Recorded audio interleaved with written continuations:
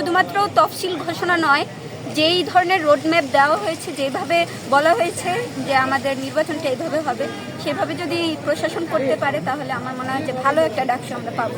ডাকসু নিয়ে প্রত্যাশা, ডাকসু নির্বাচনটা যেন নিরপেক্ষ হয় এবং যেমনটা আমরা আশা করেছি যে ছাত্র প্রতিনিধিত্ব এবং ছাত্ররা যাকেই চায় তারা দলমত নির্বিশেষে তারা যেন ছাত্র প্রতিনিধিত্বের জায়গায় আসতে পারে, সেটাই আমার আকাঙ্ক্ষা।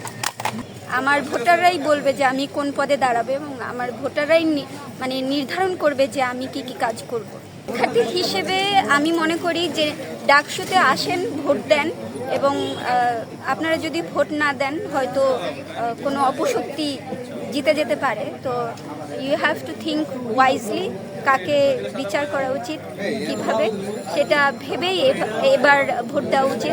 অনেক বেশি ভাবতে হবে আর কি, কারণ এই নির্বাচনটা অনেক বেশি ইম্পর্টেন্ট, কারণ নিরপেক্ষ একটা সরকারের আন্ডারে হচ্ছে এবং ছাত্র প্রতিনিধিও যেন সেভাবেই তৈরি হয় নিরপেক্ষভাবেই, সেটা শিক্ষার্থীদের অনেক ভেবেই দিতে হবে ভোটটা। নির্বাচন যেটা 19 সালে হইল সেটা হচ্ছে একটা প্রহসনের নির্বাচন ছিল, লোক দেখানো নির্বাচন ছিল। সেই নির্বাচনটা হচ্ছে ভোট কেন্দ্র ছিল হলে এবং হলগুলো দখল ছিল ছাত্রলীগের দখলে। সেই ছাত্রলীগ তারপর ডাকসু দখল করে। এই যে এই দখলদারিত্বের বিষয়টা এবার আমার মনে হয় হবে না, কারণ নিরপেক্ষ কিছু সেন্টার নির্দিষ্ট করে দেওয়া হয়েছে। সেই 6টা নিরপেক্ষ সেন্টারে ভোট গ্রহণ হবে এবং আমি মনে করি যে নিরপেক্ষ জায়গায় ভোট গ্রহণ হইলে ভোট কেন্দ্র বা ভোটের ব্যালট বাক্স দখলকৃত হবে না আর কি।